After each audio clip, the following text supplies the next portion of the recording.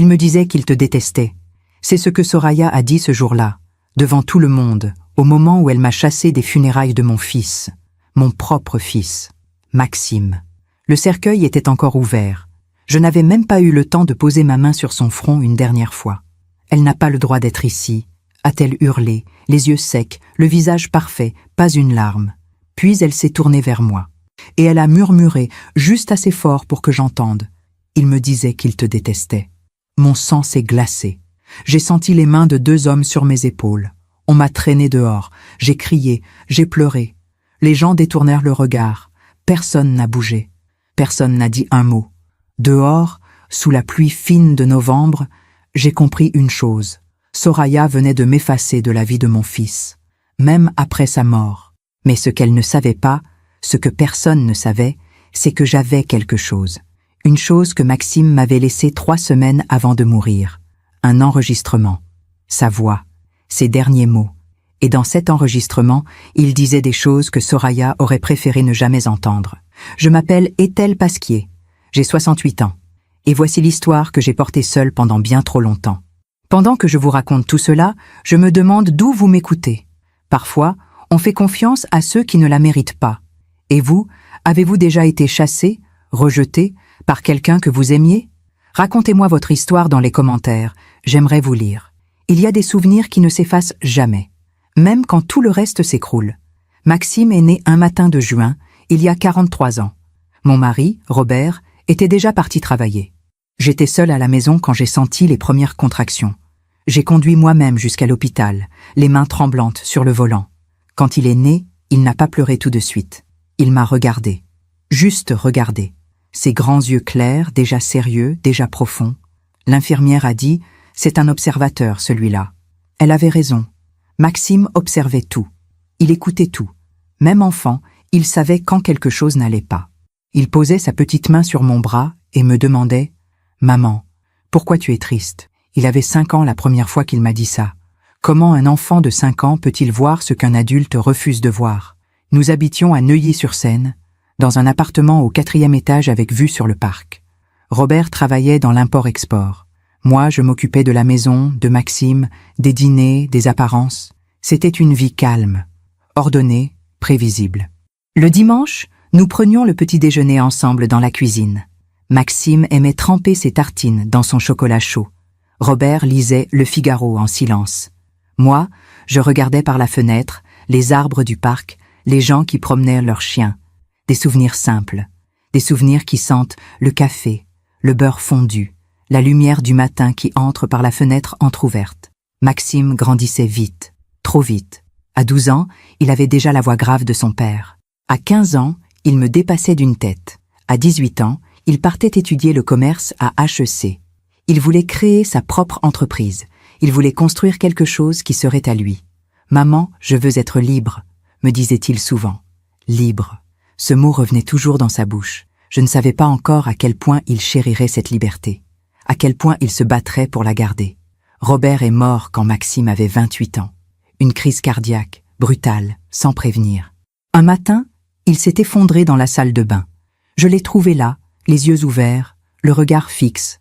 Maxime est arrivé 1 heure plus tard. Il n'a rien dit. Il s'est agenouillé à côté de son père, a posé sa main sur son épaule, et il est resté là, immobile, pendant une éternité. Après l'enterrement, il m'a dit « Maman, tu ne seras jamais seule, je te le promets. » Et il a tenu parole. Pendant des années, Maxime venait me voir tous les dimanches. Nous prenions le thé ensemble, dans le même salon où il avait grandi. Il me racontait son travail, ses projets, ses voyages. Il riait. Il avait ce rire franc, celui qui vient du ventre, celui qu'on ne peut pas imiter. Il était heureux. Ou du moins, je le croyais. C'est à 35 ans qu'il a rencontré Soraya. Elle travaillait dans une galerie d'art contemporain, rue de Seine, à Saint-Germain-des-Prés. Maxime était allé là-bas pour acheter un tableau pour son bureau. Il m'a raconté qu'elle portait une robe noire, des talons vertigineux, les cheveux tirés en arrière. « Elle est différente, maman », m'a-t-il dit ce soir-là, les yeux brillants. Différente. Oui, elle l'était. La première fois que je l'ai rencontrée, elle est arrivée en retard. Maxime avait organisé un dîner chez lui, dans son appartement du 16e arrondissement. J'étais déjà là, assise dans le salon, quand elle est entrée. Elle ne s'est pas excusée. Elle a embrassé Maxime sur la bouche, devant moi, longuement. Puis elle s'est tournée vers moi et m'a tendu une main molle. « Enchantée », a-t-elle dit, sans sourire. J'ai souri. J'ai dit « moi aussi ». Mais quelque chose en moi s'est refermé ce soir-là. Quelque chose que je n'ai pas su nommer tout de suite. Ils se sont mariés 1 an plus tard. Une cérémonie intime, dans un château en Bourgogne. Soraya portait une robe blanche signée par un grand couturier.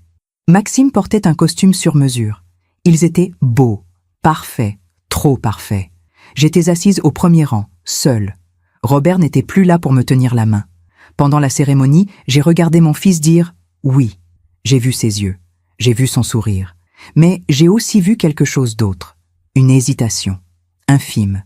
Une seconde où son regard a vacillé. Personne d'autre ne l'a vu. Mais moi, je l'ai vu. Les premiers mois, tout semblait aller bien. Maxime continuait à venir me voir. Moins souvent, certes. 1 fois toutes les 2 semaines, puis 1 fois par mois. Soraya ne venait jamais avec lui. Elle est occupée, disait-il. Elle n'aime pas trop les visites familiales, ajoutait-il avec un sourire gêné. Je ne disais rien. Je ne voulais pas être cette belle-mère envahissante, celle qui juge, celle qui s'immisce. Mais je voyais les cernes sous ses yeux. Je voyais ses mains qui tremblaient légèrement quand il prenait sa tasse de thé. Je voyais ce regard qu'il avait parfois, ce regard absent, comme s'il était ailleurs. Un dimanche, il est arrivé avec un bleu sur la tempe. « Qu'est-ce qui s'est passé ?» ai-je demandé. « Rien, maman. Je me suis cognée contre une porte. » Il ne me regardait pas dans les yeux. C'était la première fois de sa vie que mon fils me mentait. Puis, il y a eu l'annonce. Un soir de février, Maxime m'a appelé. Sa voix était étrange, trop joyeuse, forcée. « Maman, j'ai une nouvelle. Soraya est enceinte. » Mon cœur s'est serré. Je ne sais pas pourquoi. J'aurais dû être heureuse. J'aurais dû crier de joie. Un petit-fils, une petite fille, une nouvelle vie. Mais tout ce que j'ai ressenti, c'est une peur sourde, inexplicable. « C'est merveilleux, mon chéri, » ai-je dit, et j'ai raccroché. Cette nuit-là, je n'ai pas dormi. Je suis restée assise dans le salon, une tasse de tilleul froid entre les mains, à regarder la photo de Maxime enfant posée sur la commode. Il souriait. Ce sourire que je ne voyais plus depuis longtemps. Pendant que je vous raconte cela, je me demande d'où vous m'écoutez. Écrivez le nom de votre ville en commentaire. Parfois, on sent que quelque chose ne va pas, mais on refuse de le voir. On préfère croire que tout ira bien. Mais la vérité, elle, ne disparaît jamais. Elle attend, silencieuse, patiente. Et un jour, elle frappe à votre porte. Le petit garçon s'appelait Théo. Il est né un matin de septembre, sous un ciel gris. Maxime m'a appelé depuis l'hôpital, la voix tremblante. « Maman, c'est un garçon. Il pèse 3,4 kg. Il est parfait. » J'ai pleuré. Des larmes de joie, bien sûr, mais aussi autre chose. Quelque chose que je n'arrivais pas à nommer. « Je peux venir te voir ?» ai-je demandé. Un silence. Puis, « Soraya est fatiguée, maman. Laisse-nous quelques jours. Je t'appellerai. » Quelques jours sont devenus 2 semaines, puis 1 mois. Quand j'ai enfin pu voir Théo, il avait déjà 6 semaines. J'ai sonné à la porte de leur appartement, un bouquet de pivoine blanche dans une main, un petit lapin en peluche dans l'autre. Soraya m'a ouvert. Elle portait un peignoir en soie crème, les cheveux détachés. Elle avait l'air reposée, trop reposée pour une jeune mère. « Est-elle » a-t-elle dit sans sourire. « Entre. » Pas de bise, pas de chaleur. Je suis entrée. L'appartement était impeccable. Pas un jouet qui traînait. Pas une odeur de lait. Tout était rangé, ordonné, comme dans un magazine de décoration. « Où est Maxime ?» ai-je demandé. « Au bureau. »« Et Théo ?» ?»« Il dort. » Elle m'a conduite jusqu'à la chambre du bébé. Une pièce blanche, minimaliste, avec un berceau en bois clair au centre. Théo dormait sur le dos, emmitouflé dans une couverture beige. Je me suis penchée. J'ai regardé son petit visage, ses joues rondes, ses paupières fermées, ses petits poings serrés. Et là, quelque chose m'a frappée. Il ne ressemblait pas à Maxime. Pas du tout. Maxime avait les yeux clairs, les cheveux châtain clair, le teint pâle. Théo avait la peau mate, les cheveux noirs, des traits qui ne rappelaient en rien ceux de mon fils. « Il ressemble à qui, tu trouves ?» ai-je demandé doucement, sans réfléchir. Soraya s'est raidie. « À moi, évidemment. » Elle avait dit ça sèchement. Trop sèchement. Je n'ai rien ajouté. Mais ce doute, ce tout petit doute, s'est installé en moi ce jour-là. Les mois ont passé. Maxime venait de moins en moins me voir. Quand il venait, il était toujours pressé. Il regardait son téléphone sans arrêt. Il répondait à des messages pendant que je lui parlais. « Maxime », lui ai-je dit un jour. « Tout va bien ?» Il a levé les yeux de son écran. Il a souri, mais c'était un sourire fatigué. Un sourire qui ne montait pas jusqu'aux yeux. « Oui, maman, tout va bien. C'est juste le travail, la vie avec un bébé. C'est beaucoup. Et Soraya, elle t'aide ?» Il a hésité. Une seconde. Juste une seconde. « Oui, bien sûr. » Mais je savais qu'il mentait. Un soir, j'ai essayé d'appeler Maxime. Pas de réponse. J'ai rappelé. Toujours rien. J'ai envoyé un message. « Mon chéri, tout va bien ?» Il m'a répondu 2 heures plus tard. « Oui, désolé. J'étais occupé. » C'est tout. Avant, il m'aurait appelé. Il m'aurait raconté sa journée. Il m'aurait demandé comment j'allais. Mais maintenant, il n'y avait plus que ces messages courts, froids, distants. Quelque chose avait changé. Et ce quelque chose s'appelait Soraya. Puis, un jour, j'ai reçu une invitation. Une carte épaisse, crème, avec des lettres dorées. Vous êtes invité à célébrer le 1er anniversaire de Théo. L'adresse, la date, l'heure, rien de personnel. Pas un mot écrit à la main. J'ai appelé Maxime. « Mon chéri, j'ai reçu l'invitation. C'est gentil. » « Oui, Soraya voulait organiser quelque chose. Et toi, tu voulais aussi ?» Un silence. « Maman, s'il te plaît. » « Ne commence pas. »« Commencez quoi ?»« Tu sais très bien. » Je ne savais pas. Ou plutôt, je ne voulais pas savoir. « D'accord, » ai-je dit doucement. « Je serai là. » Le jour de l'anniversaire de Théo, je suis arrivée avec un cadeau. Une petite voiture en bois, peinte à la main. Maxime avait eu la même quand il était petit. Il l'adorait. L'appartement était rempli de monde. Des couples élégants, des femmes en robes de créateurs, des hommes en costumes impeccables. Tout le monde parlait fort, riait, buvait du champagne. Théo était assis par terre, au milieu du salon, entouré de jouets qu'il ne touchait pas.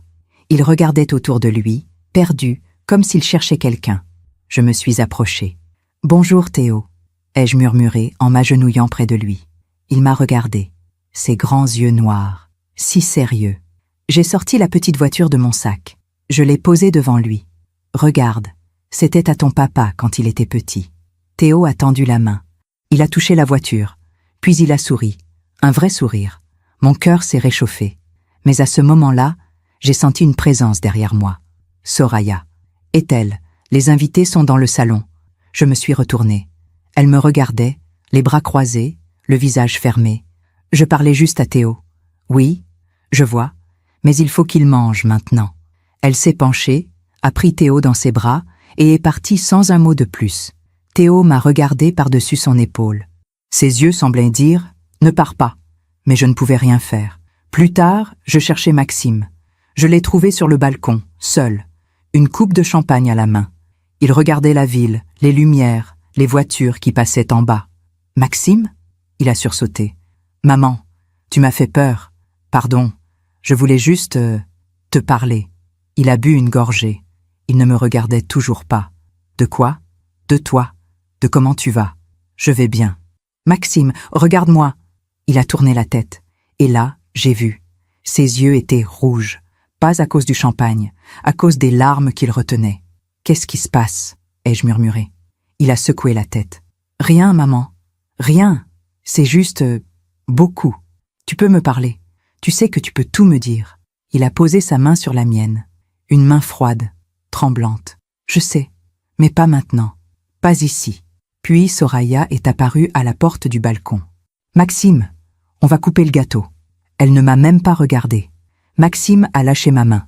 Il est rentré. Je suis restée seule sur le balcon, dans le froid, avec cette sensation étrange. La sensation que je venais de perdre quelque chose. Quelque chose que je ne pourrais peut-être jamais récupérer. En rentrant chez moi ce soir-là, j'ai trouvé un message sur mon répondeur. La voix de Maxime. « Maman, c'est moi. Je voulais juste te dire merci d'être venue. Et merci pour la voiture. Théo l'adore. Je t'aime. » Sa voix était brisée. J'ai écouté ce message 10 fois, 20 fois. Et j'ai su, à ce moment-là, que quelque chose de grave était en train de se passer. Quelque chose que je ne comprenais pas encore.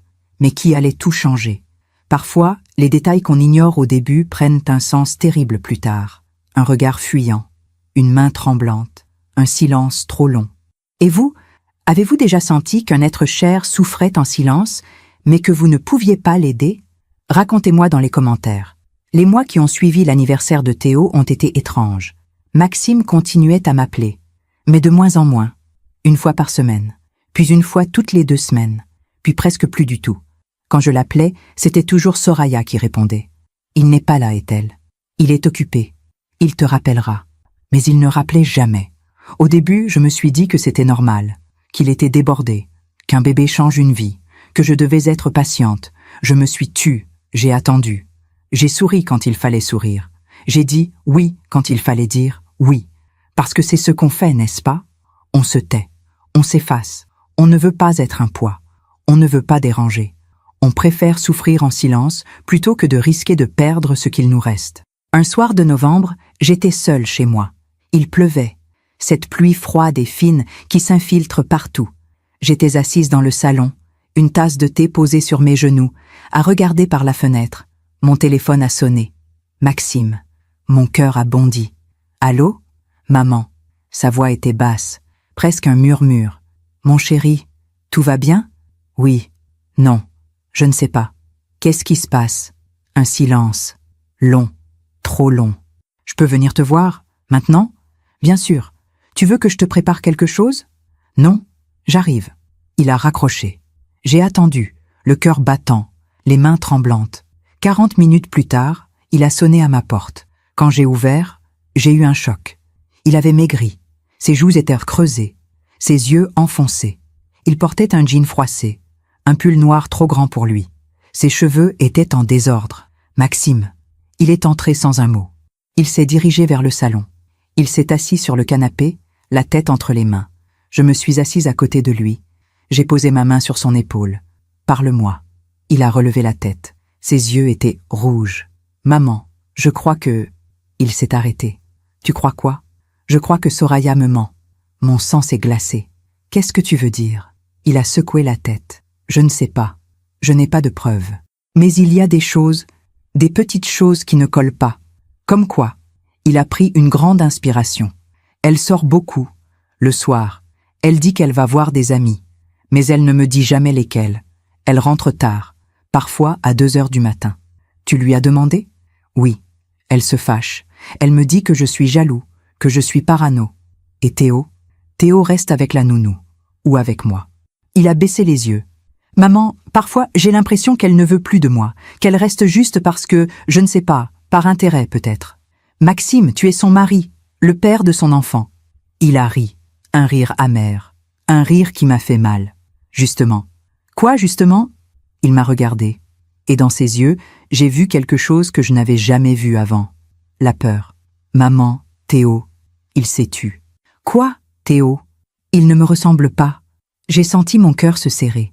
Les enfants ne ressemblent pas toujours à leurs parents tout de suite. Non, ce n'est pas ça. C'est... Il a sorti son téléphone. Il a cherché une photo. Il me l'a montrée. C'était une photo de Soraya, prise avant leur mariage, lors d'une soirée. Elle était entourée d'amis. Et à côté d'elle, il y avait un homme.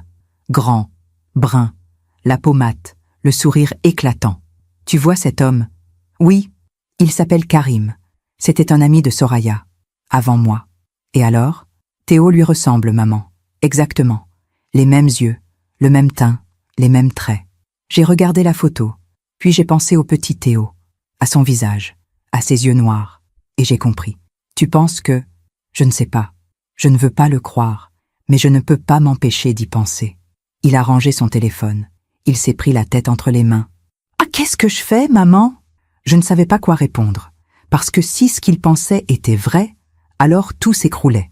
Son mariage, sa famille, sa vie. Tu en as parlé à Soraya? Non. Pourquoi? Parce que si je lui en parle, elle va nier. Elle va se mettre en colère, elle va me dire que je suis fou, et si j'ai tort, je vais détruire notre couple pour rien. Et si tu as raison? Il a levé les yeux vers moi. Si j'ai raison, alors je vis avec une menteuse. Et Théo, sa voix s'est brisée. Théo n'est pas mon fils. Cette nuit-là, Maxime est resté dormir chez moi. Il n'a presque pas fermé l'œil. Je l'entendais se retourner dans le lit, soupirer, se lever, marcher dans le couloir. Au petit matin, je l'ai trouvé assis dans la cuisine, une tasse de café froid devant lui. « Tu n'as pas dormi ?»« Non. »« Qu'est-ce que tu vas faire ?» Il a haussé les épaules. « Je ne sais pas. Continuer, je suppose. Faire comme si tout allait bien. »« Maxime, tu ne peux pas vivre comme ça. Qu'est-ce que tu veux que je fasse? Que je demande un test de paternité? Que je fouille dans ses affaires? Oui, si c'est ce qu'il faut pour savoir la vérité. » Il a secoué la tête. « Maman, je ne veux pas savoir. Pas encore. Parce que si je sais vraiment, alors je devrais agir. Et je ne suis pas prêt. Maxime, s'il te plaît, laisse-moi du temps. Je n'ai rien dit de plus.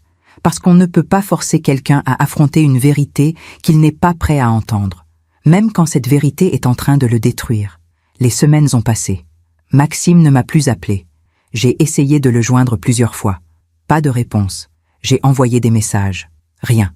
Puis, un jour, j'ai reçu un message de Soraya. « Ethel, Maxime va bien. Il est juste très occupé. Ne t'inquiète pas. » Ne t'inquiète pas. Ces 3 mots m'ont glacé le sang. Parce que quand quelqu'un vous dit de ne pas vous inquiéter, c'est souvent qu'il y a une raison de le faire. J'ai essayé de passer chez eux. 2 fois, 3 fois, personne ne répondait. Ou plutôt, Soraya répondait à l'interphone et disait « Ce n'est pas le bon moment, Ethel. Maxime dort. Il n'est pas là. » Toujours une excuse. Toujours un mur entre lui et moi. Et moi, je me soumettais. Je souriais. Je disais « D'accord. » Je repartais. Parce que j'avais peur. Peur de perdre mon fils si j'insistais trop. Peur de devenir cette belle-mère envahissante qu'on repousse. Peur de tout gâcher. Alors, je me suis tue. J'ai attendu. J'ai espéré. Et pendant ce temps, quelque chose de terrible était en train de se passer. Quelque chose dont je ne savais rien. Quelque chose qui allait changer nos vies pour toujours. Pendant que je raconte tout cela, je me demande d'où vous m'écoutez. Écrivez le nom de votre ville en commentaire. Parfois, on se tait pour ne pas perdre ceux qu'on aime. On accepte, on s'efface, on espère que tout finira par s'arranger. Mais le silence ne protège personne. Il nourrit juste le mal qui grandit dans l'ombre. 3 mois se sont écoulés sans nouvelles de Maxime. 3 mois. J'ai appelé. J'ai envoyé des messages. J'ai même écrit une lettre. Une vraie lettre, sur papier, avec un stylo. Comme on faisait avant. Rien. Le silence. Ce silence qui pèse sur la poitrine. Ce silence qui vous réveille la nuit. Ce silence qui vous fait douter de tout. Avais-je fait quelque chose de mal? Avais-je dit quelque chose qui l'avait blessé? Pourquoi mon propre fils m'avait-il effacé de sa vie? Je ne comprenais pas. Et plus le temps passait, plus la peur grandissait en moi. Cette peur sourde, animale, qu'une mère ressent quand elle sent que son enfant est en danger. C'était un mardi après-midi, fin février. Il faisait froid. Le ciel était gris, chargé de neige qui ne tombait pas. J'étais chez moi, en train de plier du linge, quand mon téléphone a sonné. Un numéro inconnu. J'ai hésité, puis j'ai décroché. « Allô ?» Une voix d'homme, jeune, hésitante. « Madame Pasquier ?»« Oui. Qui est à l'appareil ?»« Je m'appelle Lucas. Je travaille avec votre fils. » Enfin, je travaillais. Mon cœur s'est mis à battre plus fort. « Vous travaillez avec Maxime ?»« Oui. J'étais son assistant, mais il m'a licencié il y a 2 semaines. » « Licencié? Pourquoi ? » Je ne sais pas trop. Il m'a dit que l'entreprise avait des problèmes, que je devais partir. Mais ce n'est pas pour ça que je vous appelle. Alors pourquoi m'appelez-vous ? Un silence. Parce que je m'inquiète pour lui, madame. J'ai senti ma gorge se serrer. Qu'est-ce qui se passe ? Il a changé. Depuis quelques mois. Il ne vient presque plus au bureau. Quand il vient, il est absent. Il perd ses mots. Il oublie des rendez-vous. Il a des bleus sur les bras. Des bleus ? Oui. Une fois, je lui ai demandé ce qui s'était passé. Il m'a dit qu'il était tombé. Mais je ne l'ai pas cru. Mon sang s'est glacé. Vous pensez que quelqu'un lui fait du mal ? Je ne sais pas. Mais il y a autre chose. Quoi ? Il a reçu un appel, il y a 3 semaines. J'étais dans son bureau. Il était au téléphone. Il criait. Il disait « Tu ne peux pas me faire ça. C'est mon fils. Mon fils !» Puis il a raccroché. Il tremblait. Il avait les larmes aux yeux. Il parlait à qui ? Je ne sais pas.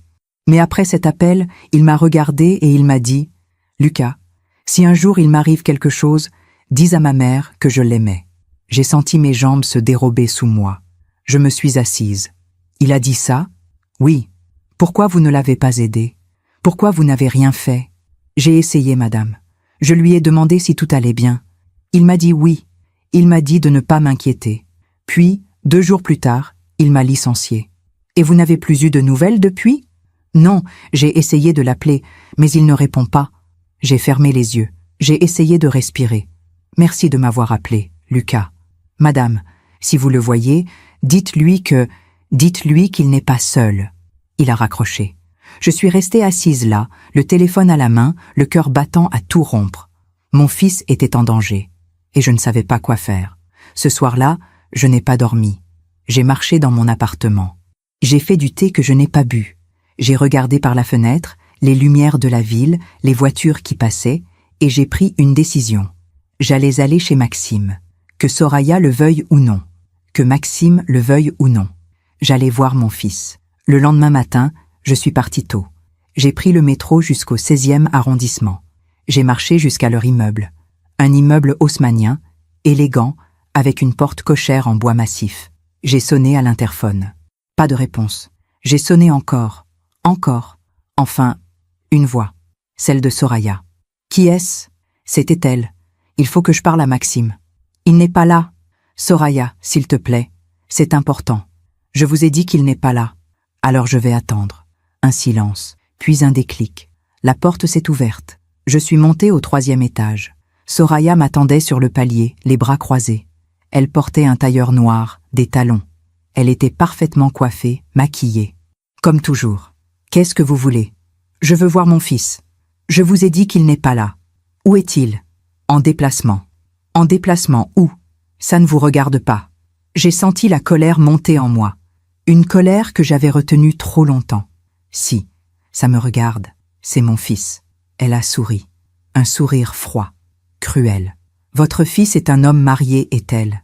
Il a sa propre vie. Vous devriez l'accepter. Je veux juste savoir s'il va bien. Il va très bien. Alors pourquoi il ne m'appelle plus? Pourquoi il ne répond plus à mes messages? Parce qu'il en a assez. Ces mots m'ont frappé comme une gifle. Assez de quoi? De vous, de votre inquiétude constante, de vos questions, de votre présence. Ce n'est pas vrai. Si, c'est vrai, il me l'a dit lui-même. J'ai senti les larmes monter. Je ne vous crois pas. Croyez ce que vous voulez. Mais maintenant, partez. Non, je veux le voir. Il n'est pas là. Alors je vais attendre. Elle a fait un pas vers moi. Son regard était dur, glacial. Si vous ne partez pas tout de suite, j'appelle la police. La police? Pourquoi? Je suis sa mère. Vous êtes une intruse. Vous n'êtes pas la bienvenue ici. J'ai reculé. Pas par peur, mais par choc. Comment cette femme pouvait-elle me parler ainsi? Comment pouvait-elle m'empêcher de voir mon propre fils? J'ai tourné les talons. Je suis descendue les escaliers, les jambes tremblantes, les larmes aux yeux. Et en sortant de l'immeuble, j'ai levé la tête. J'ai vu une fenêtre, au 3e étage. Et derrière cette fenêtre, j'ai vu Maxime. Il me regardait. Nos yeux se sont croisés. J'ai vu sa bouche bouger. Il disait quelque chose, mais je n'entendais pas. Puis Soraya est apparue derrière lui. Elle a tiré le rideau, et il a disparu. Je suis rentrée chez moi en pleurant. J'ai pleuré dans le métro. J'ai pleuré dans la rue. J'ai pleuré dans mon appartement, parce que j'avais vu mon fils, et j'avais vu la prison dans laquelle il vivait. 2 jours plus tard, j'ai reçu une enveloppe. Pas de timbre, pas de nom d'expéditeur, juste mon nom écrit à la main sur l'enveloppe. À l'intérieur, il y avait une clé USB et un mot, écrit à la main. L'écriture de Maxime. Maman, écoute ça. Mais pas maintenant. Attends. Si quelque chose m'arrive, écoute ça. Et ne fais confiance à personne. Surtout pas à elle. Je t'aime. Monsieur. J'ai tenu cette clé USB dans mes mains. Elle était froide, légère, mais je savais qu'elle contenait quelque chose de lourd. Quelque chose qui allait tout changer. J'ai failli l'écouter tout de suite. Mais le mot disait « Attends ». Alors j'ai attendu. J'ai caché la clé USB dans ma commode, sous des draps, au fond d'un tiroir. Et j'ai prié. J'ai prié pour que rien n'arrive à mon fils. J'ai prié pour que ce qu'il avait enregistré ne soit pas ce que je craignais. J'ai prié pour qu'il y ait encore du temps. Mais au fond de moi, je savais que le temps était compté, que quelque chose de terrible allait se produire, et que je ne pourrais rien faire pour l'empêcher. Je me demande encore si j'ai fait le bon choix. Et vous? Qu'auriez-vous fait à ma place, Si votre enfant vous envoyait un message comme celui-là, l'écouteriez-vous tout de suite? Ou attendriez-vous, comme il vous l'a demandé? 10 jours. C'est le temps qui s'est écoulé entre le moment où j'ai reçu cette clé USB et le moment où tout s'est effondré. 10 jours pendant lesquels j'ai vécu dans l'angoisse. 10 jours pendant lesquels je me suis réveillée chaque matin en me demandant si j'allais recevoir un appel. Le mauvais appel.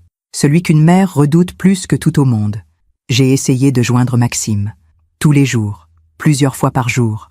Jamais de réponse. J'ai envoyé des messages. Mon chéri, s'il te plaît, réponds-moi. Je m'inquiète.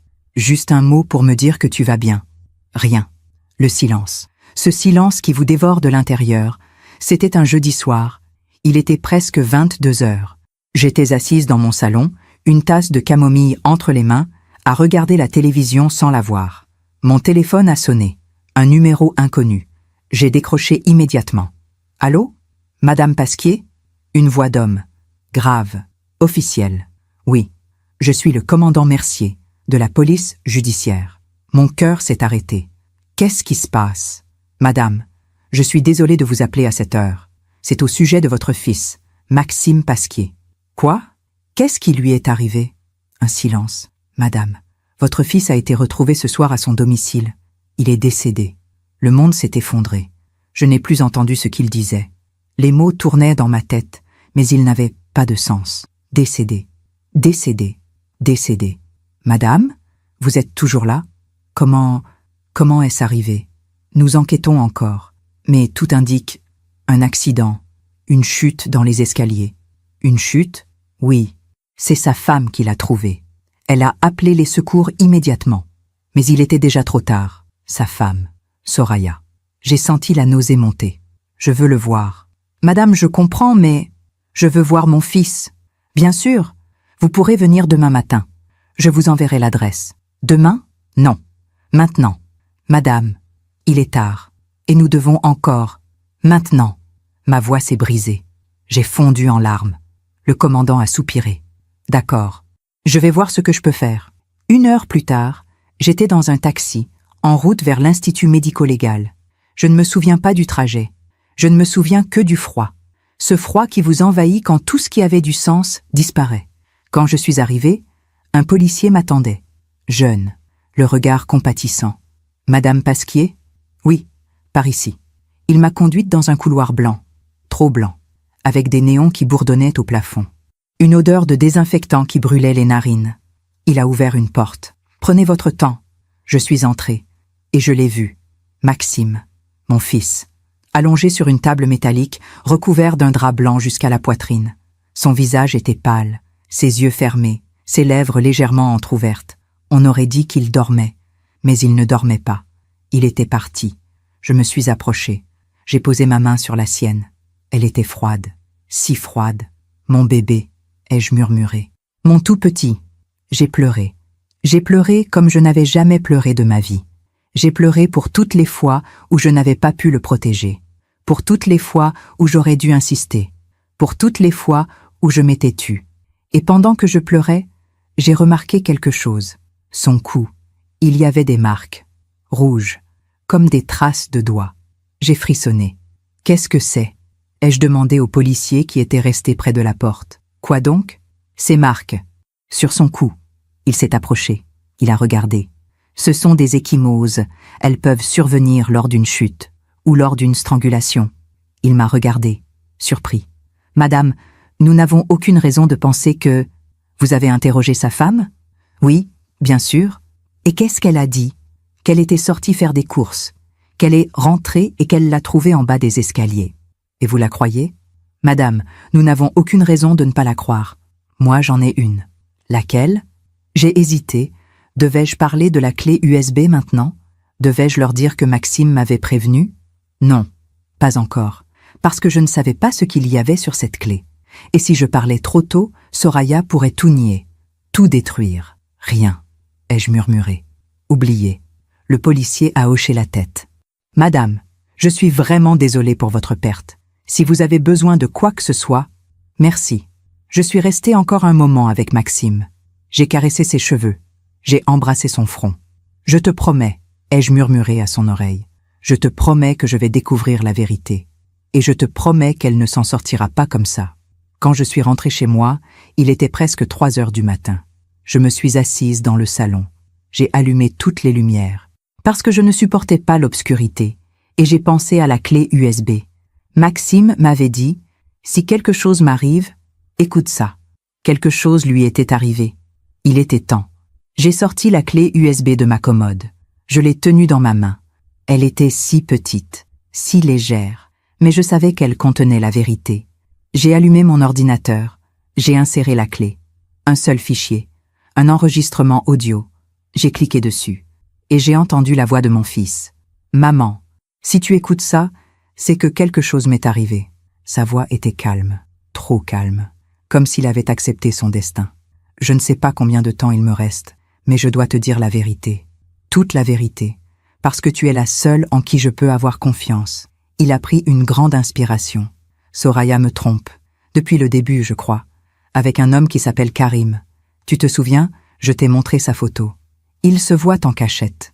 Ils ont une liaison depuis au moins 3 ans, peut-être plus. Et Théo, sa voix s'est brisée. Théo n'est pas mon fils. J'ai senti les larmes couler sur mes joues. J'ai fait un test de paternité, maman, en secret. J'ai pris un échantillon de salive de Théo pendant qu'il dormait. J'ai envoyé ça à un laboratoire. Le résultat est arrivé il y a 2 semaines. 0% de probabilité que je sois son père biologique. J'ai confronté Soraya. Elle a nié. Elle a dit que j'étais fou, que j'inventais des choses. Puis elle s'est mise en colère. Elle m'a dit que si je parlais de ça à qui que ce soit, elle me détruirait. Elle a dit qu'elle raconterait que je suis violent, que je la frappe, que je maltraite Théo. Elle a dit qu'elle prendrait tout, l'appartement, l'entreprise, tout. Et tu sais quoi, maman? Je l'ai cru, parce qu'elle est capable de tout. Mais ce n'est pas tout. Il a marqué une pause. J'ai découvert autre chose. Soraya et Karim, ils voulaient de mon argent. Ils ont monté un plan. Elle devait m'épouser, tomber enceinte et ensuite me faire disparaître. Mon sang s'est glacé. J'ai trouvé des messages, maman, sur le téléphone de Soraya. Je les ai photographiés. Ils sont sur cette clé, dans un dossier. Dans ces messages, ils parlent de moi comme d'un obstacle. Ils disent que je suis gênant, que je pose trop de questions, qu'il faut régler le problème. Je ne sais pas comment, je ne sais pas quand, mais je sais qu'ils veulent ma mort. Alors, si tu écoutes ça, c'est que c'est arrivé. C'est qu'ils ont réussi. Maman, ne les laisse pas s'en tirer. S'il te plaît, va voir la police. Montre-leur cette clé. Montre-leur les preuves. Ne fais confiance à personne. Surtout pas à Soraya. Je t'aime, maman. Je t'ai toujours aimée. Et je suis désolée. Désolée de ne pas avoir été plus fort. Désolée de ne pas avoir agi plus tôt. Mais maintenant, c'est à toi de jouer. Fais-leur payer ce qu'ils m'ont fait. L'enregistrement s'est arrêté. Je suis restée assise là, pétrifiée, les mains tremblantes. Mon fils, mon pauvre fils. Ils savaient qu'ils allaient le tuer. Et ils n'avaient rien pu faire.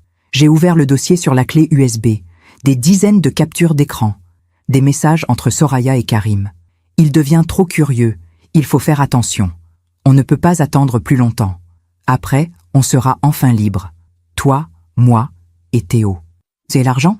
Tout sera à nous. J'ai lu chaque message, chaque mot, chaque preuve, et j'ai compris.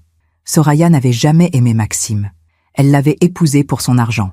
Elle avait eu un enfant avec un autre homme. Et quand Maxime avait commencé à découvrir la vérité, elle avait décidé de l'éliminer. Le lendemain matin, je suis allée au commissariat. J'ai demandé à voir le commandant Mercier.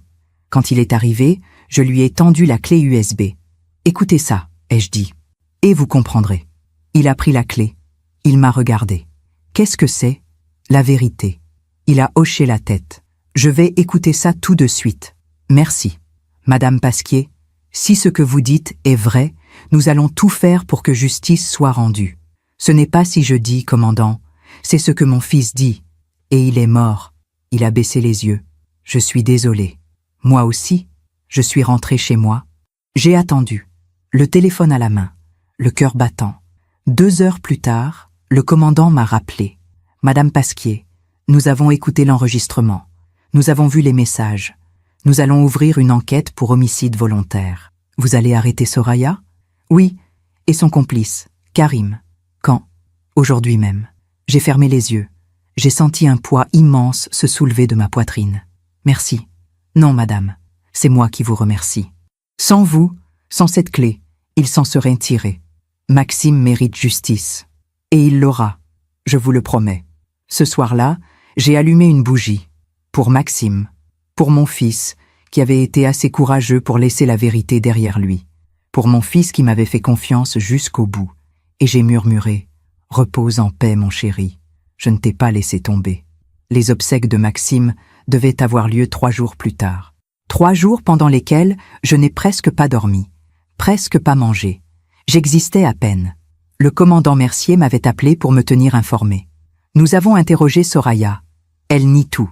Elle dit que l'enregistrement est un faux, que les messages ont été fabriqués. C'est ridicule. Je sais, mais elle a engagé un avocat, un bon avocat, Maître Blanchard. Vous le connaissez peut-être. Je connaissais ce nom. Tout le monde le connaissait. Un ténor du barreau. Celui qui défendait les riches, celui qui gagnait toujours. Et Karim? Nous l'avons placé en garde à vue. Il nie également. Il dit qu'il connaît à peine Soraya, que les messages sont sortis de leur contexte. Mais vous avez les preuves? Oui. Et nous continuons à enquêter. L'autopsie complète sera disponible dans quelques jours. Si elle révèle des signes de lutte, de strangulation, alors nous aurons des éléments solides. Et en attendant, Soraya est libre. Mon sang s'est glacé. Libre? Vous voulez dire qu'elle peut circuler? Elle ne peut pas quitter le territoire. Nous avons saisi son passeport. Mais oui, elle est libre. Nous n'avons pas encore assez pour la placer en détention provisoire. C'est incroyable. Je sais, mais c'est la loi. J'ai raccroché, les mains tremblantes. Soraya était libre, et elle allait assister aux funérailles de mon fils. Le jour des obsèques, je me suis levée à l'aube. J'ai mis une robe noire, simple, sobre. J'ai attaché mes cheveux. J'ai mis un peu de rouge à lèvres, pas pour être belle, juste pour ne pas avoir l'air morte. J'ai pris le métro jusqu'à l'église Saint-Pierre, dans le 16e arrondissement. L'église où Maxime avait été baptisé, où il avait fait sa communion, où il s'était marié. Quand je suis arrivée, il y avait déjà du monde, des collègues de Maxime, des amis, des connaissances. Et au premier rang, près du cercueil, il y avait Soraya. Elle portait une robe noire en soie, des talons hauts, un chapeau à voilette. Elle ressemblait à une actrice dans un film. Parfaite, impeccable. À côté d'elle, dans une poussette, il y avait Théo. Il dormait, paisible, innocent. Je me suis avancée. J'ai voulu m'asseoir au premier rang, à côté d'elle, mais elle s'est tournée vers moi, et elle a dit, assez fort pour que tout le monde entende, elle n'a pas le droit d'être ici. Les gens se sont retournés. Les murmures ont commencé. Pardon? Ai-je murmuré. Vous avez très bien entendu. Vous n'avez rien à faire ici. C'est mon fils, c'était mon mari. Et c'est mon fils. Ma voix s'est brisée. Soraya s'est levée. Elle s'est approchée de moi. Son visage était dur, froid. Maxime ne voulait pas que vous soyez là. Ce n'est pas vrai. Si, c'est vrai. Il me l'a dit plusieurs fois. Il en avait assez de vous, de votre présence étouffante, de vos jugements. Oh, vous mentez? Non. C'est vous qui refusez de voir la réalité. Elle s'est penchée vers moi, et elle a murmuré, juste assez fort pour que je l'entende, « Il me disait qu'il te détestait. » Ces mots que j'avais entendus au téléphone le jour où le commandant m'avait appelé pour m'annoncer la mort de Maxime. Mais là, entendre ça en face, de sa bouche, devant tout le monde, c'était insoutenable. « Ce n'est pas vrai, » ai-je murmuré, les larmes aux yeux. « Sortez, maintenant. » Non. Soraya a fait un signe. 2 hommes se sont approchés. Des amis à elle sans doute, ou des complices. « Madame, nous allons vous demander de partir, » a dit l'un d'eux. « Non, c'est mon fils, c'est mon fils. » J'ai crié, j'ai pleuré, je me suis débattue, mais ils m'ont attrapée par les bras. Ils m'ont traînée vers la sortie. Les gens regardaient. Certains détournaient que les yeux, d'autres chuchotaient. Personne n'a bougé, personne n'a dit un mot. Dehors, sous le crachin froid de mars, ils m'ont lâché. « Ne revenez pas », a dit l'un d'eux. Puis ils sont rentrés. La porte de l'église s'est refermée. Et je suis restée là, seule, dans le froid, sous la pluie, chassée des funérailles de mon propre fils. Je ne suis pas partie. Je suis restée dehors, debout, immobile. J'ai entendu la musique, les chants, les pleurs. J'ai entendu le prêtre parler de Maxime, de sa bonté, de sa générosité, de son amour pour sa famille. Mais je n'étais pas là pour l'entendre de mes propres oreilles. J'étais dehors, exclue, effacée. Quand la cérémonie s'est terminée, les gens sont sortis. Ils m'ont vu. Certains ont baissé les yeux. D'autres ont murmuré des mots que je n'ai pas entendus. Puis le cercueil est sorti, porté par 6 hommes en costume noir. Mon fils, dans cette boîte en bois. Je me suis approchée. J'ai voulu toucher le cercueil. Juste une fois. Une dernière fois. Mais Soraya s'est interposée. Ne la touchez pas. Elle ne parlait pas de moi. Elle parlait du cercueil. Je veux juste... Non. Elle m'a regardée. Et dans ses yeux, j'ai vu quelque chose. Pas de la tristesse, pas de douleur, de la satisfaction. Elle avait gagné. Elle m'avait tout pris. Mon fils, sa vie, sa mort, ses funérailles, tout. Le cortège est parti vers le cimetière. Je les ai suivis de loin, à pied, sous la pluie. Quand ils sont arrivés au caveau familial, j'étais là, en retrait, caché derrière un arbre. J'ai vu le cercueil descendre dans la terre. J'ai vu les gens jeter des roses blanches. J'ai vu Soraya se pencher, poser une main sur le cercueil et murmurer quelque chose. Puis elle est partie. Tout le monde est parti. Et je suis restée seule. Quand le cimetière a été vide, je me suis approchée. Je me suis agenouillée près de la tombe. J'ai posé mes mains sur la terre fraîche. « Pardon », ai-je murmuré. « Pardon de ne pas avoir été là. Pardon de ne pas t'avoir protégée. » J'ai pleuré. Longtemps. Sans retenue. Puis, j'ai sorti une petite photo de mon sac. Une photo de Maxime enfant. Il devait avoir 5 ans. Il souriait. Ce sourire que j'aimais tant. Je l'ai posé sur la terre. « Tu resteras toujours mon petit garçon. » En rentrant chez moi, j'ai reçu un appel. Le commandant Mercier. « Madame Pasquier, j'ai des nouvelles. » « Oui ?» L'autopsie complète est arrivée. Le médecin légiste a confirmé. Les marques sur le cou de votre fils ne sont pas dues à une chute. Ce sont des traces de strangulation. Mon cœur s'est mis à battre plus fort. Vous voulez dire? Votre fils a été assassiné. J'ai fermé les yeux. Qu'est-ce que vous allez faire? Nous avons un mandat d'arrêt. Soraya sera placée en garde à vue dans les prochaines heures. Karim également. Enfin. Madame, je sais que ça ne ramènera pas votre fils, mais je vous promets que nous ferons tout pour qu'elle paie. Merci. Il y a autre chose. Quoi?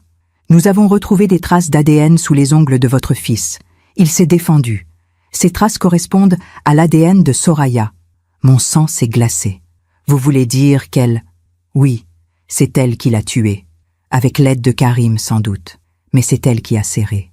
J'ai senti la nausée monter. Ma belle-fille, la femme que mon fils avait aimée, la mère de l'enfant qu'il croyait être le sien. C'est elle qui l'avait tué, de ses propres mains.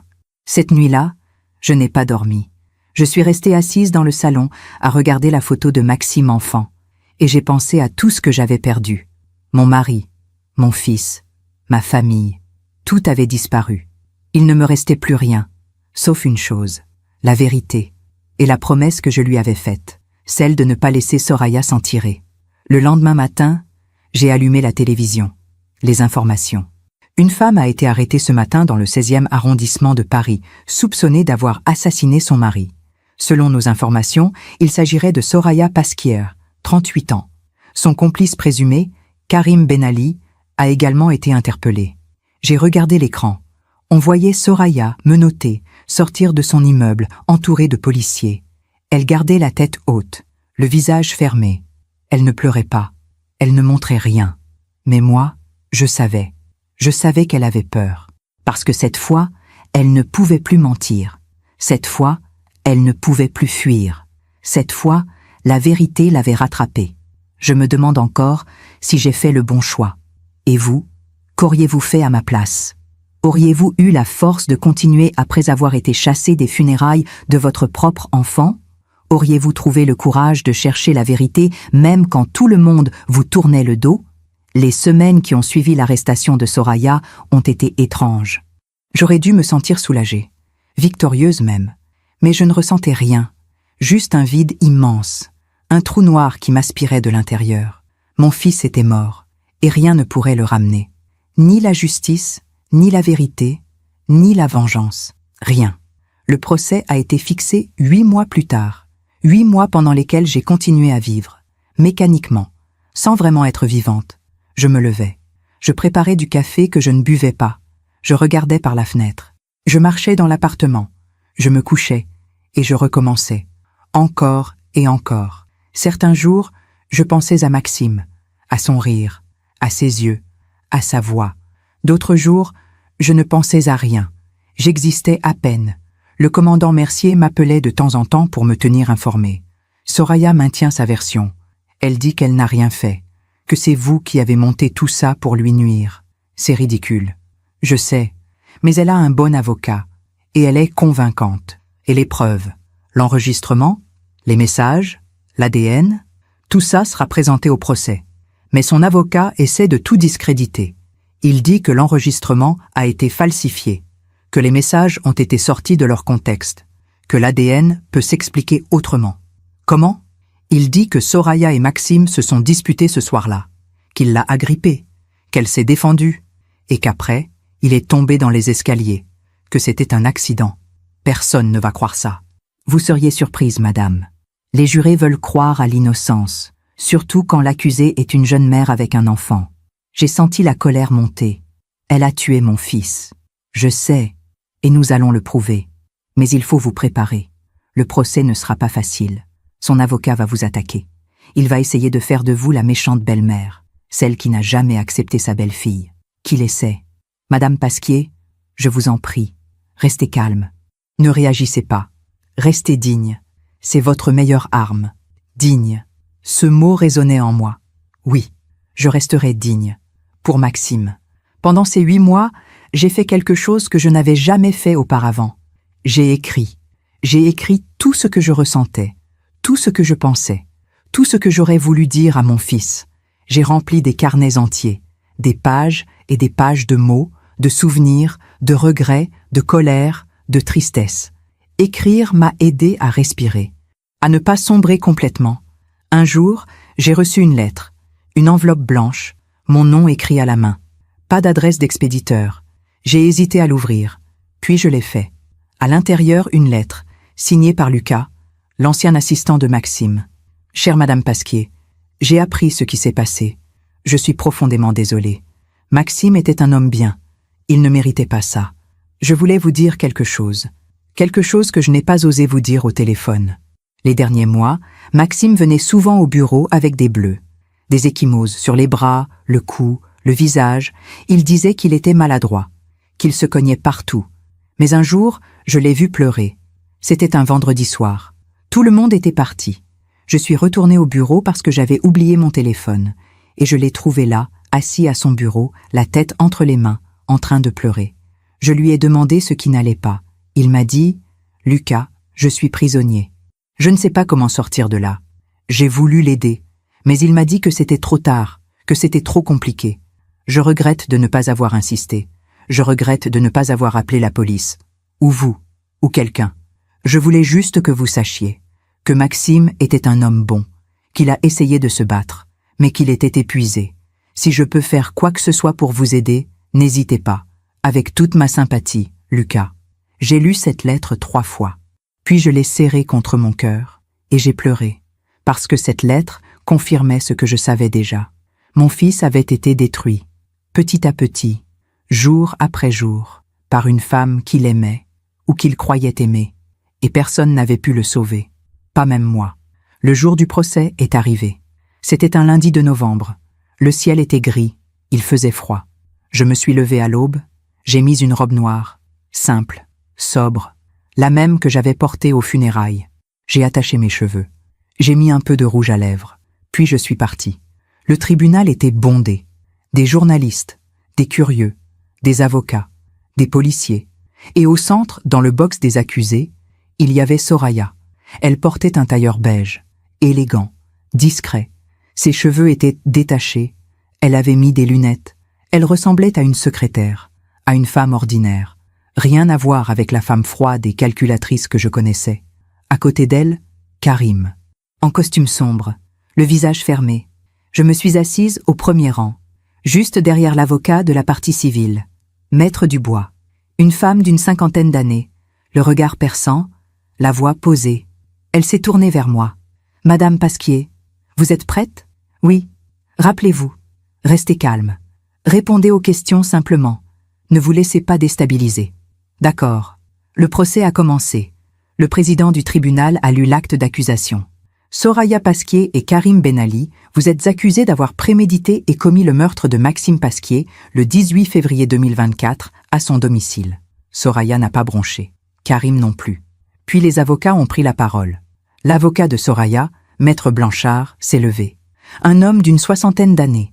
Costume impeccable. Voix grave. Monsieur le Président, Mesdames et Messieurs les jurés, ma cliente est innocente. Elle n'a jamais voulu la mort de son mari. Ce qui s'est passé ce soir-là était un accident tragique, une dispute qui a mal tourné. Rien de plus. Il a fait une pause. L'accusation va vous présenter des preuves, un enregistrement audio, des messages, de l'ADN. Mais je vais vous montrer que tout cela peut être interprété différemment, que rien ne prouve de manière certaine que ma cliente a tué son mari. Il s'est assis, puis ce fut au tour de Maître Dubois. Elle s'est levée, elle m'a regardé, puis elle a regardé les jurés. Mesdames et messieurs les jurés, Maxime Pasquier avait 43 ans. Il était père d'un petit garçon. Enfin, il croyait l'être. Il était chef d'entreprise. Il avait toute la vie devant lui. Mais il a commis une erreur, une seule. Il a fait confiance à la mauvaise personne. Elle a pointé Soraya du doigt. Cette femme l'a épousé pour son argent. Elle l'a trompé pendant des années. Elle lui a fait croire qu'il était le père de son enfant. Et quand il a découvert la vérité, elle a décidé de l'éliminer. Nous allons vous le prouver, avec des faits, avec des preuves, avec la vérité. Elle s'est assise. Les jours suivants ont été éprouvants. Des experts sont venus témoigner. Le médecin légiste, les policiers, les techniciens, tous ont confirmé. Maxime avait été étranglé. L'ADN sous ses ongles correspondait à celui de Soraya. Les traces de lutte étaient évidentes. Puis, on a écouté l'enregistrement. La voix de Maxime a rempli la salle. « Maman, si tu écoutes ça, c'est que quelque chose m'est arrivé. » J'ai fermé les yeux. J'ai serré les poings. Les jurés écoutaient, immobiles. Quand l'enregistrement s'est terminé, il y a eu un silence. Long, pesant. Puis Maître Blanchard s'est levé. Cet enregistrement ne prouve rien. Il montre juste qu'un homme était paranoïaque, qu'il avait des soupçons. Mais des soupçons ne sont pas des faits. De plus, rien ne prouve que cet enregistrement n'a pas été modifié ou falsifié. Maître Dubois a bondi. Objection. Les experts ont confirmé l'authenticité de l'enregistrement. Objection retenue, a dit le président. Mais le mal était fait. Le doute avait été semé. Puis ce fut mon tour de témoigner. On m'a appelé à la barre. Je me suis levé. J'ai marché jusqu'au centre de la salle. J'ai posé ma main sur la Bible. Jurez-vous de dire la vérité, toute la vérité, rien que la vérité. Je le jure. Maître Dubois s'est approché. Madame Pasquier, pouvez-vous nous parler de votre relation avec votre fils? J'ai pris une grande inspiration. Maxime était mon fils unique. Je l'ai élevé seul après la mort de son père. Nous étions très proches, très complices. Jusqu'à son mariage. Oui. Que s'est-il passé après son mariage? Il a changé. Il est devenu distant, triste. Il ne venait plus me voir. Il ne répondait plus à mes appels. Pourquoi selon vous? Parce que Soraya l'en empêchait. Elle contrôlait tout, ses sorties, ses relations, sa vie. Maître Blanchard s'est levé. Objection. Il s'agit d'une interprétation personnelle, pas d'un fait. Objection retenue. Maître Dubois a continué. Madame Pasquier, quand avez-vous compris que votre fils était en danger? Quand j'ai reçu la clé USB, avec l'enregistrement. Et qu'avez-vous ressenti en l'écoutant? Ma voix s'est brisée. J'ai ressenti de la peur, de la colère et du regret. Regret de ne pas avoir agi plus tôt, de ne pas l'avoir protégé. Merci, Madame Pasquier. Puis Maître Blanchard s'est levé. Il s'est approché de moi. Son regard était froid. Madame Pasquier, vous n'aimiez pas votre belle-fille, n'est-ce pas? Je... Répondez par oui ou par non. Non, je ne l'aimais pas. Pourquoi? Parce qu'elle faisait du mal à mon fils. Ou parce que vous étiez jalouse. Jalouse? Oui. Jalouse qu'une autre femme prenne votre place dans le cœur de votre fils. C'est faux. Vous avez essayé plusieurs fois de vous immiscer dans leur couple, n'est-ce pas? Je voulais juste voir mon fils. Vous avez même sonné chez eux à plusieurs reprises alors qu'on vous avait demandé de ne pas venir. Parce qu'on m'empêchait de le voir. Ou parce que vous ne supportiez pas de perdre le contrôle. Non? Madame Pasquier, n'est-il pas possible que vous ayez inventé tout ça?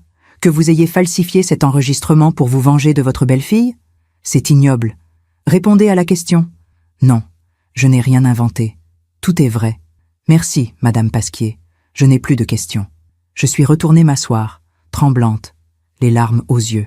Maître Dubois m'a regardée avec compassion. Vous vous en êtes bien sorti, a-t-elle murmuré. Mais je ne me sentais pas bien. Je me sentais vidée, humiliée, salie. Les jours suivants, d'autres témoins sont venus. Des collègues de Maxime, des amis, des voisins. Tous ont confirmé. Maxime avait changé. Il était devenu sombre, renfermé, effrayé. Puis Lucas est venu témoigner. Il a raconté les bleus, les larmes, la phrase « Je suis prisonnier ». Les jurés écoutaient, attentifs. Puis ce fut au tour de Soraya. Elle s'est levée, elle est allée à la barre, elle avait l'air fragile, vulnérable. Ses yeux étaient rouges, comme si elle avait pleuré. « Madame Pasquier, racontez-nous ce qui s'est passé le soir du 18 février. » Elle a pris une grande inspiration. Maxime et moi, nous nous sommes disputés. Encore. Il était devenu paranoïaque. Il m'accusait de le tromper, de lui mentir. Il disait que Théo n'était pas son fils. C'était faux. Tout était faux. J'ai essayé de le calmer, mais il était hors de lui. Il m'a attrapé par le bras, fort, très fort. J'ai eu peur. Alors je me suis débattue. Je l'ai poussé.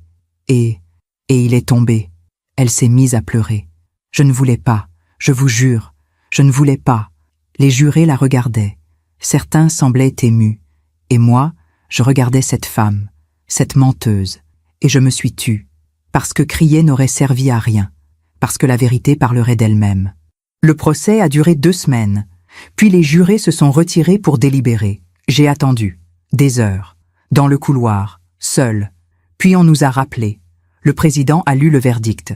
Soraya Pasquier, vous êtes reconnue coupable de meurtre avec préméditation. Vous êtes condamnée à 25 ans de réclusion criminelle. Karim Benali, vous êtes reconnu coupable de complicité de meurtre. Vous êtes condamné à 15 ans de réclusion criminelle. Soraya s'est effondrée. Elle a crié. Elle a pleuré. Mais moi, je n'ai rien ressenti. Ni joie, ni soulagement, ni victoire. Juste un vide. Un immense vide. Parce que mon fils était mort, et rien ne le ramènerait. Les mois qui ont suivi le procès ont été étranges. J'aurais dû me sentir apaisée.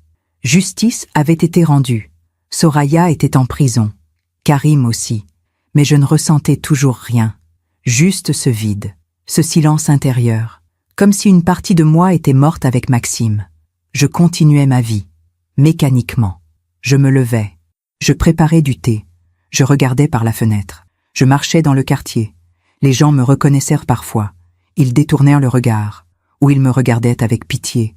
C'est elle, la mère, pauvre femme. Quelle histoire terrible. Je ne répondais pas. Je continuais mon chemin. Parce que leur pitié ne servait à rien. Elle ne ramènerait pas Maxime. Un jour j'ai reçu un appel, un numéro inconnu. J'ai hésité, puis j'ai décroché. « Allô? Madame Pasquier ?» Une voix de femme, jeune, hésitante. « Oui, qui est à l'appareil? Je m'appelle Marine. J'étais une amie de Soraya. Mon cœur s'est serré. Que voulez-vous? Je voulais vous parler, si vous acceptez. Pourquoi? Parce que je savais. J'ai senti ma gorge se serrer. Vous saviez quoi? Pour Karim, pour le plan, pour tout. Mon sang s'est glacé. Vous saviez et vous n'avez rien dit? J'avais peur. Soraya me faisait peur. Elle disait que si je parlais, elle me détruirait. Vous auriez pu sauver mon fils. Je sais. Et je vis avec ça tous les jours. C'est pour ça que je veux vous parler. Pour vous dire ce que je sais. Pour que vous compreniez. J'ai fermé les yeux. J'ai pris une grande inspiration. D'accord. Où voulez-vous qu'on se voie? Nous nous sommes retrouvés 2 jours plus tard, dans un café discret, près de la gare Saint-Lazare. Marine était une femme d'une 30aine d'années. Blonde, mince, le visage marqué par la fatigue, ou peut-être par la culpabilité. Elle s'est assise en face de moi. Elle a commandé un café qu'elle n'a pas bu. « Merci d'être venue », a-t-elle murmuré. « Parlez ». Elle a pris une grande inspiration. J'ai rencontré Soraya il y a 5 ans. On travaillait ensemble dans la galerie d'art. On est devenus amis. Enfin, je croyais. Elle m'a parlé de Maxime dès le début. Elle disait qu'il était parfait, riche, gentil, naïf. Naïf. Elle a vraiment dit ça? Oui. Elle disait qu'il était facile à manipuler, qu'il était amoureux d'elle, qu'il ferait n'importe quoi pour elle. J'ai senti la colère monter. Continuez.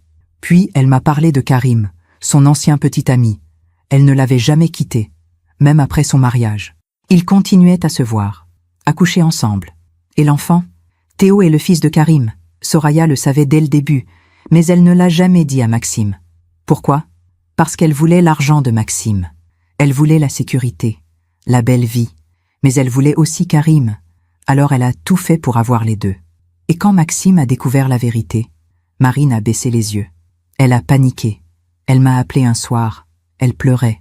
Elle disait que Maxime savait, qu'il avait fait un test de paternité, qu'il allait la quitter, qu'il allait tout perdre. Je lui ai dit de dire la vérité, de s'excuser, de partir. Mais elle a dit non. Elle a dit qu'elle ne perdrait pas tout. Pas maintenant. Pas après avoir attendu si longtemps. Et puis elle a dit, il faut que je trouve une solution. Elle a dit ça comme ça? Oui. Et vous n'avez rien fait? Je ne pensais pas qu'elle irait jusque-là. J'ai senti les larmes monter. Mon fils est mort à cause d'elle, et vous auriez pu l'empêcher. Je sais, et je suis désolée, tellement désolée. Elle a sorti une enveloppe de son sac. Elle me l'a tendue. Qu'est-ce que c'est? Des messages, entre Soraya et moi. Avant le meurtre, je les ai gardés, au cas où. J'ai ouvert l'enveloppe, j'ai lu. Marine, j'en peux plus. Il sait tout. Il veut divorcer. Il veut me prendre Théo. Qu'est-ce que tu vas faire? Je ne sais pas, mais je ne le laisserai pas me détruire. Fais attention. Ne fais pas de bêtises. Parfois, il faut faire des choses difficiles pour protéger ce qu'on aime. J'ai reposé les messages. J'ai regardé Marine. Vous auriez dû témoigner au procès. J'avais trop peur. Mais maintenant, je suis prête. Si vous voulez que je témoigne en appel, je le ferai. Il n'y aura pas d'appel. Elle est condamnée. C'est fini. Alors pourquoi je vous ai donné ça? Pour que je sache, pour que je comprenne. Marine a hoché la tête. Je suis désolée, Madame Pasquier. Vraiment. Moi aussi. En rentrant chez moi, j'ai pensé à Soraya, à cette femme qui avait tout détruit pour de l'argent, pour un homme, pour une vie qui n'était pas la sienne. Et j'ai pensé au karma, à cette idée que la vie finit toujours par rendre ce qu'on lui donne. Les mois ont passé, puis les années. 2 ans après le procès, j'ai reçu une lettre, de la prison où Soraya était détenue. Je l'ai ouverte avec hésitation. Madame Pasquier, je sais que vous ne voulez plus entendre parler de moi. Je sais que vous me haïssez. Et vous avez raison. Mais je voulais vous dire quelque chose. Je ne m'attendais pas à ce que la prison soit comme ça. Je pensais que ce serait dur, mais je ne pensais pas que ce serait insoutenable. Ici, je ne suis personne. Les autres détenus savent ce que j'ai fait. Elles me méprisent, elles me frappent, elles crachent sur moi. Les gardiennes ne disent rien. Elles me regardent avec dégoût. Je dors seule dans ma cellule. Je mange seule, je marche seule. Personne ne me parle, personne ne me touche, sauf pour me faire mal. Je pensais à Karim. Je pensais qu'il m'écrirait, qu'il me soutiendrait. Mais je n'ai jamais reçu de lettre. Rien. J'ai appris qu'il m'a accusée, qu'il a dit que tout était mon idée, qu'il ne voulait pas, que c'est moi qui l'ai forcé. Il m'a abandonnée, comme tout le monde. Et Théo, mon fils, ma main a tremblé. Théo a été placé dans une famille d'accueil. J'ai appris qu'il ne prononce plus mon nom, qu'il ne se souvient plus de moi, qu'il m'a effacé de sa mémoire. J'ai tout perdu. Mon fils, ma liberté, ma dignité, ma vie. Parfois, la nuit, je pense à Maxime, à ce que je lui ai fait, et je me demande si j'aurais pu faire autrement. Mais c'est trop tard maintenant. Je voulais juste que vous sachiez que je souffre tous les jours, toutes les nuits, et que je sais que je mérite cette souffrance. Soraya. J'ai replié la lettre, je l'ai regardée longtemps, puis je l'ai déchirée, en petits morceaux, et je l'ai jetée à la poubelle. Je n'ai pas répondu, parce qu'elle n'attendait pas de réponse. Elle voulait juste que je sache que le karma avait fait son travail, que la vie l'avait rattrapée, qu'elle payait, chaque jour, chaque nuit. Quelques mois plus tard, j'ai appris par le commandant Mercier que Soraya avait fait une tentative de suicide. Elle avait été sauvée, placée sous surveillance. Elle est brisée, m'a-t-il dit. Complètement. Bien, ai-je répondu. Il m'a regardé, surpris. Vous ne ressentez aucune pitié? Non? Même après tout ce temps? Commandant, cette femme a tué mon fils. Elle l'a étranglé de ses propres mains. Elle m'a chassé de ses funérailles. Elle m'a dit qu'il me détestait. Elle a détruit ma vie. Alors non, je ne ressens aucune pitié. Il a hoché la tête. Je comprends. Puis j'ai appris autre chose. Karim avait été violemment agressé en prison. Par d'autres détenus. Des hommes qui n'aimaient pas les complices de meurtre. Il avait perdu un œil. Il marchait avec une canne. Il vivait dans la peur constante. Il est devenu l'ombre de lui-même, m'a dit le commandant. La vie rend toujours ce qu'on lui donne. Un jour, j'ai reçu une autre lettre, de Marine. Chère Madame Pasquier, je voulais vous donner des nouvelles de Théo. J'ai réussi à le localiser. Il vit maintenant avec une famille d'accueil près de Lyon, une famille aimante, stable. Il ne se souvient pas de Soraya. Il ne se souvient pas de Karim. Mais il se souvient de Maxime. Il parle souvent de son papa. Il dit qu'il était gentil, qu'il lui lisait des histoires, qu'il le faisait rire. Il a gardé la petite voiture en bois, celle que vous lui aviez offerte. Il dort avec tous les soirs. Je me suis dit que vous aimeriez savoir, Marine. J'ai pleuré en lisant cette lettre, des larmes douces, apaisantes, parce que Théo se souvenait, parce qu'une partie de Maxime vivait encore, dans la mémoire d'un petit garçon. Un petit garçon qui n'était pas son fils, biologiquement, mais qui l'avait aimé comme un père. 3 ans après le procès, j'ai reçu un appel du commandant Mercier. Madame Pasquier, j'ai une nouvelle. Oui, Soraya a été retrouvée morte dans sa cellule ce matin. Mon cœur s'est arrêté. Comment? Suicide? Elle s'est pendue avec ses draps. J'ai fermé les yeux. D'accord. Vous allez bien? Oui. Madame, je sais que c'est compliqué. Mais, vous ressentez quelque chose? J'ai réfléchi. Est-ce que je ressentais quelque chose? De la joie? Non. Du soulagement? Non. De la tristesse? Non. Rien. Juste ce même vide. Non, commandant. Je ne ressens rien. Je comprends. Elle a choisi sa vie. Elle a fait ses choix. Et elle a payé le prix. C'est vrai. La vie finit toujours par rendre ce qu'on lui donne. Ce soir-là, je suis allée au cimetière, sur la tombe de Maxime. Je me suis agenouillée. J'ai posé ma main sur la pierre froide. C'est fini, mon chéri, ai-je murmuré. Elle est partie. Karim est brisé. Justice a été rendue. Je ne sais pas si tu peux m'entendre. Je ne sais pas s'il y a quelque chose après. Mais, si tu m'entends, sache que je t'ai vengé. Pas par haine, pas par colère, mais par amour. Parce que tu méritais la vérité, tu méritais la justice. Et maintenant, je peux enfin te laisser reposer en paix. J'ai embrassé la pierre, puis je suis partie. Pour la première fois depuis sa mort, j'ai senti quelque chose se relâcher en moi. Une tension, une douleur, une colère. Tout ça s'est évaporé. Et j'ai compris. La justice ne ramène pas les morts. Mais elle permet aux vivants de continuer, de respirer, de vivre. Elle m'avait traité de folle. Elle m'avait chassée. Elle m'avait humiliée. Mais des années plus tard, j'ai vu ce même regard vide dans les yeux de ceux qui l'avaient de connu en prison. Ce regard qui disait « Elle a tout perdu ». La vie finit toujours par rendre ce qu'on lui donne. Et Soraya a reçu ce qu'elle avait semé. 5 ans ont passé depuis la mort de Maxime. 5 ans depuis ce jour terrible où tout s'est effondré.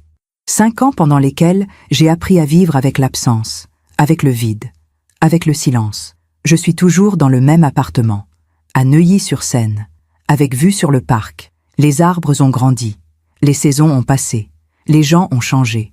Mais moi, je suis toujours là, un peu plus vieille, un peu plus sage, un peu plus silencieuse. J'ai 73 ans maintenant. Mes cheveux sont blancs, mes mains tremblent parfois, mes genoux craquent quand je me lève, mais je suis encore là, vivante, malgré tout. Tous les dimanches, je vais au cimetière. Je m'agenouille devant la tombe de Maxime. Je pose des fleurs fraîches, des pivoines blanches, ses préférées. Je lui parle, je lui raconte ma semaine, mes promenades, mes lectures, mes pensées. Parfois, je pleure, d'autres fois, je souris, parce que je me souviens des bons moments, de son rire, de ses yeux, de sa voix. Et je me dis que même si sa vie a été courte, elle a été belle. Pendant 43 ans, il a été mon fils, mon trésor, ma lumière, et personne ne pourra jamais me l'enlever, pas même la mort. Il y a quelques mois, j'ai reçu une lettre de l'assistante sociale qui s'occupe de Théo. Madame Pasquier, Théo a maintenant 7 ans.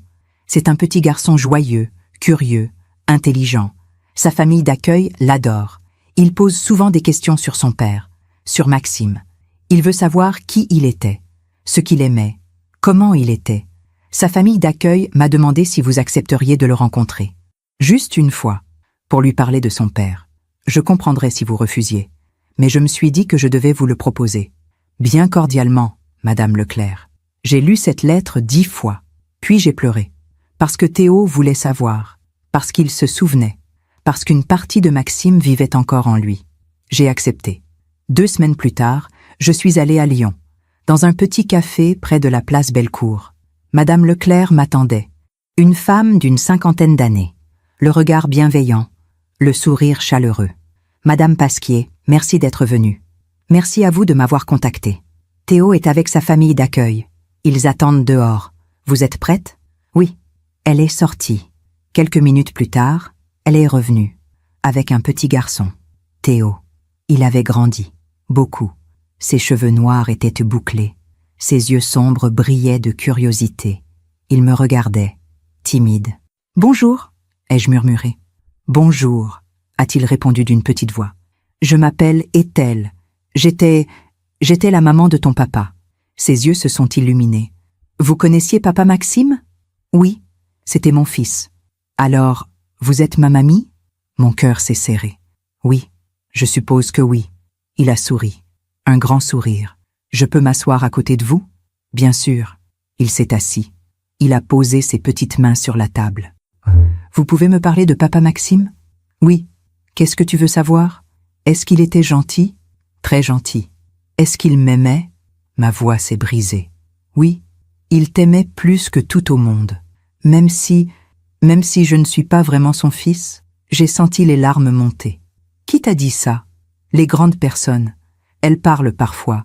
Elles pensent que je n'écoute pas. Mais j'écoute. Théo, écoute-moi bien.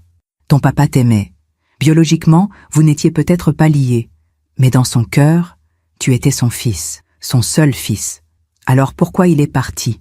Parce que, comment expliquer ça à un enfant de 7 ans ? Comment lui dire que sa mère biologique a tué l'homme qui l'élevait ? Parce que parfois, les grandes personnes font des erreurs, de très grosses erreurs. Et ton papa, il en a payé le prix.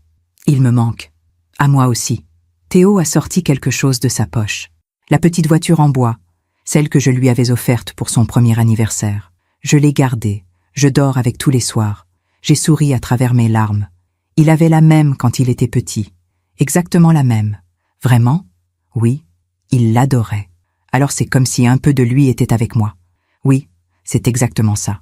Nous avons parlé pendant 2 heures. Je lui ai raconté Maxime enfant, Maxime adolescent, Maxime adulte. Je lui ai raconté son rire, ses passions, ses rêves. Je lui ai raconté comment il aimait tremper ses tartines dans son chocolat chaud, comment il lisait des livres jusqu'à tard dans la nuit, comment il voulait être libre. Théo écoutait, les yeux grands ouverts, buvant chaque mot. Et j'ai compris quelque chose. En parlant de Maxime, je le faisais revivre, pas dans ce monde, mais dans le cœur de cet enfant. Et c'était peut-être ça, l'immortalité. Pas vivre éternellement, mais rester vivant dans la mémoire de ceux qu'on aime. Quand il a été temps de partir, Théo m'a serré dans ses bras. « Merci, mamie est-elle. Merci à toi, mon petit. Je peux vous revoir ? Oui, si tu veux. Je veux. » Il est parti avec sa famille d'accueil, et je suis restée là, debout, à le regarder s'éloigner. Ce petit garçon qui portait en lui une partie de Maxime. Ce petit garçon qui était la preuve que l'amour est plus fort que le sang. Depuis ce jour, je revois Théo une fois par mois. Nous nous promenons dans les parcs, nous allons au musée, nous prenons des goûters dans des cafés. Je lui raconte des histoires sur son père. Et lui, il me raconte sa vie, ses amis, son école, ses rêves. Il veut devenir architecte. Comme son père voulait construire sa propre entreprise. Il veut créer, bâtir, laisser une trace. Et quand il me dit ça, je vois Maxime en lui. Pas dans ses traits, pas dans son apparence, mais dans son âme. Dans sa manière d'être, dans sa manière de voir le monde. Parfois, les gens me demandent comment je fais. Comment je fais pour continuer après avoir perdu un enfant? Et je leur réponds toujours la même chose. On ne se remet jamais vraiment de la perte d'un enfant. Mais on apprend à vivre avec. On apprend à porter cette douleur, à la transformer. La douleur ne disparaît jamais complètement, mais elle change. Elle devient plus douce, plus supportable. Et un jour, On se réveille et on se rend compte qu'on peut à nouveau sourire, qu'on peut à nouveau rire, qu'on peut à nouveau vivre. Pas parce qu'on a oublié, mais parce qu'on a accepté. J'ai appris beaucoup de choses ces 5 dernières années. J'ai appris que la vie est fragile, que rien n'est acquis, que tout peut basculer en un instant. J'ai appris que la justice ne guérit pas, qu'elle apaise peut-être, mais qu'elle ne ramène pas les morts. J'ai appris que le pardon n'est pas toujours possible, et que c'est normal. On n'est pas obligé de pardonner à ceux qui nous ont fait du mal. On est juste obligé de continuer à vivre. Pour soi, pour ceux qu'on aime, pour ceux qui nous ont aimés. J'ai aussi appris que le karma existe, pas comme une force mystique, pas comme une punition divine, mais comme une conséquence naturelle. Les gens qui font du mal finissent toujours par en payer le prix. Pas toujours de manière spectaculaire, pas toujours de manière immédiate, mais toujours. Soraya a payé, Karim a payé. Non pas parce que je l'ai voulu, mais parce que la vie a son propre sens de la justice. Il y a quelques semaines, j'ai commencé à écrire un livre sur Maxime, sur notre histoire, sur ce que nous avons vécu, pas pour me venger, pas pour blâmer, mais pour témoigner, pour que d'autres femmes qui traversent des situations similaires sachent qu'elles ne sont pas seules, pour que d'autres mères qui ont perdu un enfant sachent qu'on peut survivre, pour que d'autres personnes qui ont été trahies sachent que la vérité finit toujours par éclater. J'ai intitulé ce livre « La petite voiture en bois », parce que cette voiture, ce petit objet insignifiant, est devenu le symbole de tout ce que j'ai vécu, le symbole de l'amour d'un père pour son enfant, le symbole de la transmission, le symbole de la mémoire, le symbole de l'espoir. Hier soir, j'étais assise dans mon salon, une tasse de thé entre les mains, à regarder par la fenêtre. Les lumières de la ville scintillaient, les arbres du parc se balançaient doucement dans le vent. Et j'ai pensé à Maxime, à son sourire, à sa voix, à son rire. Et pour la première fois depuis longtemps, j'ai souri. Un vrai sourire. Parce que j'ai compris. Il n'est pas vraiment parti. Il est là, dans mon cœur, dans mes souvenirs. Dans les mains de Théo qui sert sa petite voiture en bois tous les soirs. Il est là, dans les leçons que j'ai apprises, dans les mots que j'écris, dans les histoires que je raconte. Il est là, et il le sera toujours. Alors si vous m'écoutez aujourd'hui, si vous avez suivi mon histoire jusqu'au bout, sachez ceci, la vie n'est pas juste, elle ne l'a jamais été, elle ne le sera jamais, mais elle a un sens qu'on ne voit pas toujours, un sens qu'on ne comprend pas toujours, mais qui existe. Et ce sens, c'est l'amour qu'on donne, l'amour qu'on reçoit, l'amour qu'on transmet. Tout le reste n'est que bruit. Si mon histoire peut aider, ne serait-ce qu'une femme à ouvrir les yeux, à voir les signes, à écouter son intuition, à protéger ceux qu'elle aime, alors tout cela aura eu un sens. Si mon histoire peut aider, ne serait-ce qu'une mère à continuer après avoir perdu un enfant, à se lever le matin, à mettre un pied devant l'autre, à respirer, alors tout cela aura eu un sens.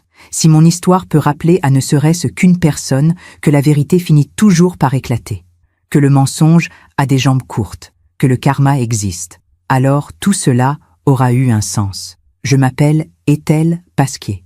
J'ai 73 ans. J'ai perdu mon mari, j'ai perdu mon fils, mais je n'ai pas perdu l'espoir, je n'ai pas perdu la foi, je n'ai pas perdu ma dignité, et je n'ai surtout pas perdu l'amour, parce que l'amour ne meurt jamais. Il se transforme, il grandit, il devient sagesse. Maxime, mon chéri, où que tu sois, sache que je t'aime, que je t'aimerai toujours, et que je n'oublierai jamais. Le petit garçon qui me regardait avec ses grands yeux clairs, l'adolescent qui voulait être libre, l'homme qui a tout donné pour protéger la vérité. Tu es mon héros, tu resteras toujours mon héros. Et vous, qui m'écoutez, merci. Merci de m'avoir écouté jusqu'au bout. Merci de m'avoir donné votre temps, votre attention, votre compassion. Si cette histoire a touché votre cœur, abonnez-vous et activez la cloche pour entendre d'autres femmes qui ont transformé la douleur en sagesse. Chaque jour, une femme, une leçon de vie. Partagez cette histoire avec quelqu'un que vous aimez. Parfois, une histoire change toute une journée. Parfois, une histoire sauve une vie. Que Dieu vous bénisse. Et à très bientôt. Ethel a posé son stylo. Elle a refermé son carnet. Elle a regardé par la fenêtre. Les arbres du parc dansaient dans le vent. Les oiseaux chantaient. La vie continuait. Et elle aussi.